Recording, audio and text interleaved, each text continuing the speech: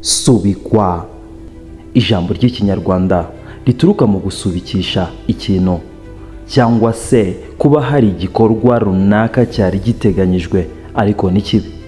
Subikwa Ligue, igisobanuro cya shampiyona ya Rugby mu Rwanda muri 2025 ya Rwanda Rugby Men's 15th National League 2025 yaranzwe n'isubikwa ry'imikino itagira ingano, aho irushanwa ryari rimaze umwaka wose ritagaragara ku butaka bw'u Rwanda mu Banyarwanda, kuko ryatangiye ku ya 28 z'ukwezi kwa gatandatu 2025, aho mukino wabimburiye iyindi ari uwa Lion de Fer yari yakiriye muri Camp Kigali ikipe ya Burera Tigers. Ariko sibyo byatwicaje ku gatebe ngo tunononsore iby'Isubikwa Ligue. Ryari irushanwa ryari gutwara amezi agera kuri 5, kuko ryari gusozwa ku ya 22 z'ukwezi kwa 11 2025 hakinwa umukino wa nyuma. Hakozwe indi fixtures nyuma yo kubona ko hari imikino myinshi itarakinwe indi gasubikwa, nuko shampiyona mu yindi itangira mu yindi itarangiye. Hari ku ya 4 z'ukwezi kwa 10 2025 nibwo hatangiye indi shampiyona, hari indi itarasojwe ariko bakomeza ku munsi w'iyindi itararangiye, kuko yakomereje ku munsi wa 11 ikaba izasozwa ku tariki ya 10 z'ukwezi kwa mbere 2026.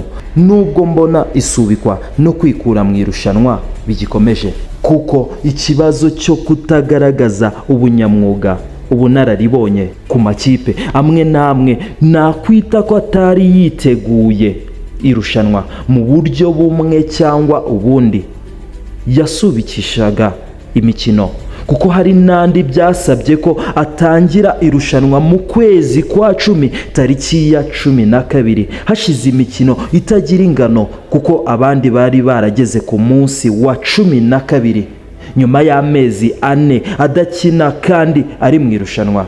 Utekereze nawe ikibazo kiri mu makipe akina umukino wa rugby mu Rwanda.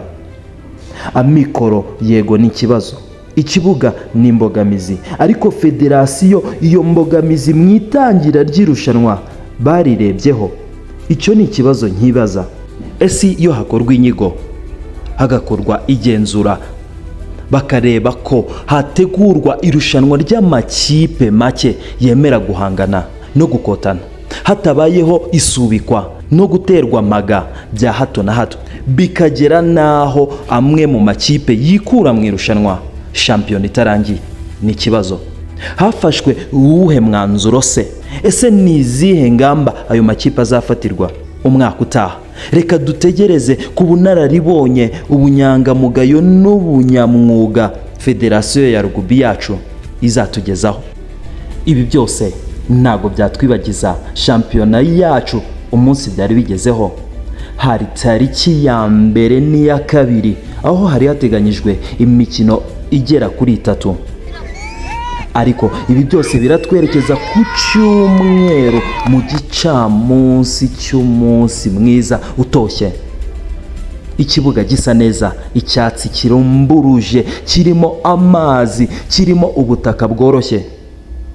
Ku kibuga cya Gatenga Don Bosco, kibuga cya Thousand Hills Rugby, ikipe ya GRIZZLIES nyuma yo gusubikisha imikino igiye itandukanye bitewe n'uburyo ki abenshi ari abanyeshuri, byaje gutuma bakirira i Kigali ku mbehe ya Thousand Hills Rugby, kuko GRIZZLIES yari yakiriye ikipe ya Thousand Hills Rugby ku mbehe yayo. Umukino waje gutangira isaa 9 ku kibuga cyari kiriho umufana wishimye imbere y'imbaga nyamwinshi. Umukino wasifuwe na Muvunyi Mathieu, nuko igice cya mbere kiza gutangira kigaragaza ubunyerere bukabije, kuko hari haraguye imvura nyinshi cyane, ikibuga cyari cyuzuye amazi. igice cya mbere cyaje gutwara iminota 40 yose, ikipe ya Thousand Hills iri imbere n'amanota 19 ku busa. Umukino waje kurangira utyo mu burakari bwinshi. Umutoza Nsengimana Jean d'Amour Elias Snop yahinduye ikipe hafi ya yose, byatumye ikipe igice cya kabiri gihinduka ubudasa buhambaye. Tubona umukino utangaje kuko igice cya kabiri cyaje mu burakari bwinshi cyane no gutsinda bihambaye, kuko umukino waje kubonekamo amanota 50 yose. Nuko umukino urangira Thousand Hills Rugby itsinze 3 kikurikiranye, isoza n'amanota 69 ku busa. Uko gahunda yari yifashe mu ncamake ni kuri Da Silverback nyawe.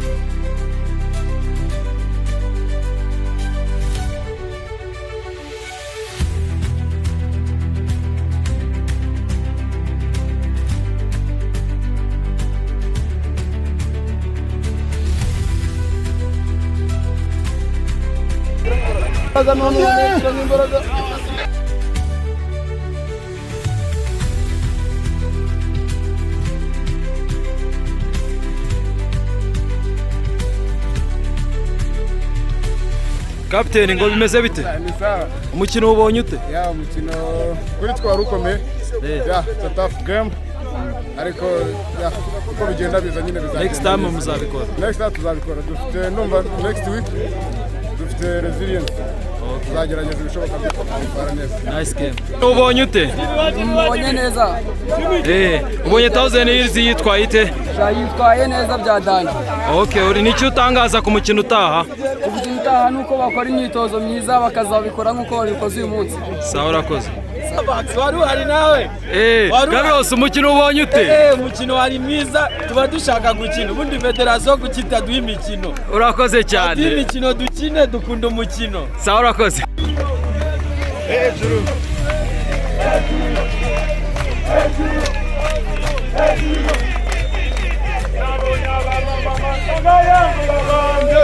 Fire!